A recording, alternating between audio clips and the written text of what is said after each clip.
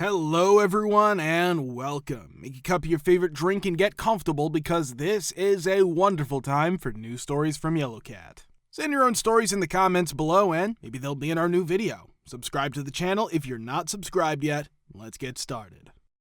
In your experience, what is the most memorable instance of a "you have no power here" moment? Part 7. Alright, let's get started. I was essentially the 5th employee at this relatively new company I worked for, not counting the owner and manager. It was a pleasure working with the owner, sales, and other programmers, but that manager, it's evident she had no knowledge of development or IT. For example, she preferred to purchase MacBook Airs over Pro Auto in order to save money. Thankfully, the owner intervened. Nevertheless, something above my pay grade occurs at some point, and the owner becomes inordinately preoccupied with unrelated projects, leaving the foolish manager in complete control of the developers and even the lead developers. That proved to be the breaking point for the camel. Her opinions on development projects were ignored in the past, but now she could impose her ideas and suggest things that weren't within the scope of the project, or worse, demand significant changes in the middle of a sprint. At that point, we had about 25 developers working for us. Nevertheless, things got so bad that the lead developer had to start shouting war to get the owner to come outside and investigate. The lead would then declare the needed changes, while the other lead would explain why the situation was unfavorable. Both leads cried out "thank you" when the owner stated that the changes were needless and just plain stupid, and that everything should go forward as planned. He simply told the manager that she didn't know what the heck she was talking about and that her marketing degree didn't mean she's competent enough to give the developers orders, all while flashing big smiles that confused the owner and required a brief explanation. And did I mention that our office was one of those Office 2.0 all open? My partner and I used to work at a Domino's together. We advanced quickly to shift runners, and after 5 months, the owner invited me into the office to talk about BF and me taking over as managers. This was met with resistance from those who had been there much longer than us, but to be honest, they were terrible workers who had more system knowledge than we did. Hey, celebration on our feet. We assumed management duties after being promised profit sharing and a raise, which sounded amazing. We were also expecting an email from her regarding the training. A few months passed. Nothing. We discovered later that we were actually entitled to a 15% profit split, but we were only offered 2.5% each. Usually, I was the closer and BF the opener. The owner had to be my closing driver that one night because a ton of staff called in and the others weren't available, so my boyfriend was my last person to leave before I close. What an effing C the owner was, being about everything and micromanaging when nothing was wrong. Simply terrible. I'm thinking WTF because she's never had any trouble coming in the following day from my closes. At this point, I know what I'm doing. Her boyfriend and I spoke and came to an agreement while she was out for a run. We removed our bank deposit and store keys from our rings and placed them on the desk. I didn't want the store to be empty, but he wanted to go right away. We had our bags and coats when she came back, and my boyfriend said, "We're leaving. It's been fun." Her face turned pale, and she extended her hands. Keys. All I did was gesture towards the office and say, "They're on the table." We then departed. We're still friends with some of her coworkers who told me she had to close early that night at 1 p.m. instead of 1 a.m.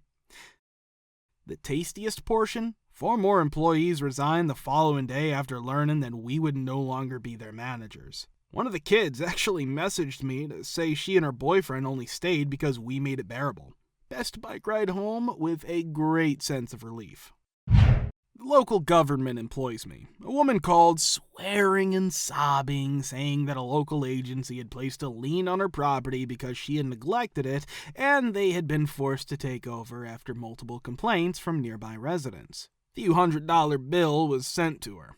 She insisted repeatedly that since she had never owned the property, it was all our fault. Why did we, the government, since naturally the government is one big, intricately linked web of entities operating under one collective consciousness, and no one ever acts in secret from the others, send her a bill for a piece of real estate that she didn't own? After checking it out, we informed her that her name was listed as the owner. She exclaimed, "Gah!" She was undoubtedly unrelated to that. Whether intentionally or inadvertently, we were the only ones who had written her name on it. How dare we? She was going to sue us. This S was going to be on the news. We were all bleep, and we could all go bleep ourselves. She questioned our decision to name it after her. We searched the property's deed. She'd signed the deed, so we had registered it in her name. She paused for a second, then just kept yelling that we needed to take her signature off of that deed, that we needed to fix this because she's not paying this GD bill, and that we didn't even issue the bill. That was our department, and they had given her our number after she yelled at them about how they needed to rescind the bill because she didn't own the property.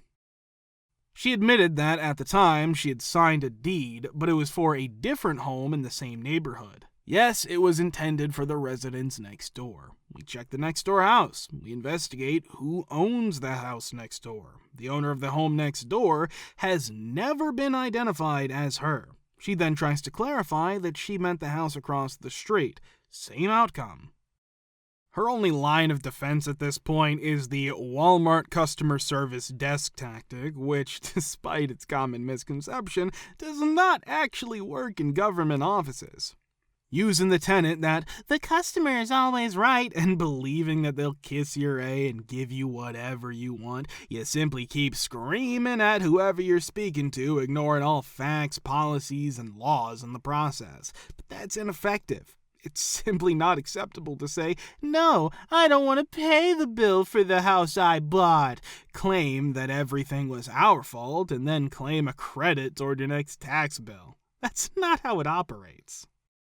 We informed her that she had paid taxes on the property for years, that she had not contested her ownership of it, and that neither we nor any other department could just call that other department and tell them she doesn't own it, or just take a bill from another department. We never heard from her after she hung up on us. I'm the service manager at a motorcycle shop. I had a customer come in at 4 o'clock with an emergency. I wrote it down and went back in the bay to fix it while the technicians were busy. The man at the parts counter returned after an hour with an hour's worth of accessories to install, and I told him we wouldn't have time to finish that because we were closing in 20 minutes. Additionally, this guy was traveling with a ton of junk in his bike, such as bread, jelly, and peanut butter. After completing his paperwork and charging him $42.50 plus tags, a half hour of labor, the guy says he wants to file it under his extended warranty. I explained that we don't have time to file a claim because we're going to close, and they would deny it because $42.50 is less than his $50 deductible. He continued to accuse me of working on his bike for only 5 minutes, but I tried to defuse the situation by joking that it took longer than 5 minutes to get his peanut butter and jelly back in his saddlebag. At this point, he begins to yell at me, "Not F with him!" I respond, "Calm down, your bike is fixed, you paid, take it and go." He snaps and swears as he leaves. My head tech is pushing his bike out of the door so he can take it when I walk in the back. The owner approaches and yells, "Get the F out of my shop!" The man asks to borrow some gear from the lounge, but the owner tells him to get his ass together and go. He then proceeds to tell my retired Navy veteran from the Vietnam-era tech about how he was treated poorly and begins cursing him. "If you treat my employees badly and we go above and beyond to get you back on the road, please never return."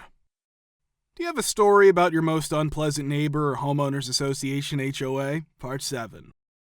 I rented a nice townhouse in Irvine, California for a period of 1 year. Wonderful parks and streets, but I've noticed that nobody ever interacts with one another or talks to one another. Not a problem. Adding more privacy is also a good thing. We were just getting settled into the new location. I noticed there was a group of elderly women in their 50s and 60s who were very curious and were looking around. One smile was all they gave me, and that was it. From that point forward, I was met with death stares and was completely ignored even as I waved and said hello, attempting to make things friendly and pleasant because we shared a wall in that community. Over the course of a few months, the letters and fines will begin to arrive. About 2 to 3 times during that year we had overnight guests, but it wasn't very often. We were given a warning that there would be no overnight parking for guests unless we had passes, which would require us to apply for them 48 hours before the guests are scheduled to arrive. They parked on the open spots. As for the garbage cans, we went out late one night to watch midnight shows and eat, and the next day we received another warning and a fine for leaving the garbage cans in the garage overnight. While all of these things are going on, the elderly ladies are hosting guests, and other people have been parking in the reserved parking spot for weeks without receiving any fines. Moreover, they did not incur any fines for leaving their trash cans out over the weekend. My investigation led me to discover that they're all members of the same ethnic group and that they're friends with the director of the HOA. We had to vacate the premises for a period of 3 days, but the landlord only paid for 1 day of our departure. When we returned home, we found the house in a state of disrepair and the odor of the fumes lingered. We had to pay for additional days of our departure out of our own pocket. It was common for the elderly ladies to stroll around our home and take a look at the contents of our garage. After storing some boxes in the garage, I was once again subject to fines for storing items that were not related to the garage. For the purpose of addressing these fines and providing a personal response to the members of the HOA board, my landlord was required to fly back to attend the meeting. The fines, which amount to more than a few $100s, were handed over to me by him. Even though the landlord offered to sell me the townhouse for a price that was lower than the current market value, I declined the offer and moved out as soon as the lease was up. Having a homeowners association is intrusive, and I don't understand how it's legal to tell homeowners what they can and cannot have on their property. For the next political candidate, I would vote for the one who's running a campaign to make homeowners associations illegal. It's amazing what people are willing to put up with in this day and age. I suppose slow boiling them is acceptable as well. Another tale to tell, I used to own a home that was owned by a homeowners association, and I remember having to make a mandatory payment of $8,000 in order to replace the plumbing and install a new roof for the entire complex. Having reached the point where my HOA is no longer able to support me, I feel the need to get this off of my chest and inquire if anyone has any suggestions. The following is the tale. A new management company was employed by us the previous year. As they entered the building, they made a promise of transparency and talked a big game about how wonderful they were. They also claimed that the previous company was terrible and did not maintain the property. We were hit with a special assessment almost immediately after the change was implemented, despite the fact that everyone in the building was pleased with it. It was determined that the exterior of the building required re-caulking, and the total cost of this project was $90,000. Given that this is a relatively modest building with approximately 20 owners, I found this to be a bit excessive. A meeting was held to discuss the matter, and during that meeting, the board informed us that it was going to be a significant engineering challenge. They explained that in order to accomplish this, they would need to bring heavy equipment into the back of our condo, and they would also need to remove some fences. I called it a bunch of BS and argued with the board that we ought to take into consideration more than just 2 bids. The other bid was extremely significant. In addition to that, they desired to employ a general contractor. Considering that it was a relatively straightforward project with a limited number of moving parts, I believed this was superfluous. Additionally, they did not take any of my arguments into consideration and continued along with the project. The caulking project was completed by them in the month of August among this year. Everything worked out perfectly, and they even discovered a way to avoid bringing in machinery that was too heavy. Now, I'm thinking that's fantastic. We ought to get some of the money back. Due to the absence of the engineering challenge that they'd been bringing up so much, it was necessary for it to be under budget. They have informed me that the cost was exactly what they had estimated. For the past month, I have inquired on multiple occasions about a breakdown of the costs. I faced a refusal. So I got in touch with my attorney, and he informed me that he could assist me, but that I would first need to obtain the backing of the other owners. My expectations were exceeded by how simple that was. There were a lot of people who believed that amount was excessive. Consequently, we showed up at the meeting and demanded documents regarding the manner in which the money was dispersed.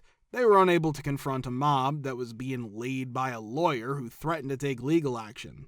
There was a significant amount of money that was missing from the documents. It was moved into the accounts of the persons who serve on the board. We made an immediate call to the authorities. The act of stealing from the community was a brazen act. On the spot, they were taken into custody.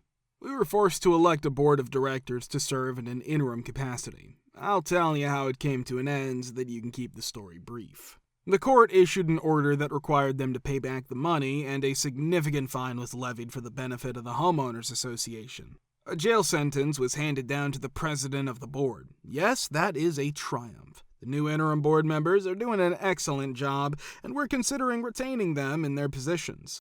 If you want to watch the part 6, click the link here. Very, very glad to see you all in the comments. Many thanks for support.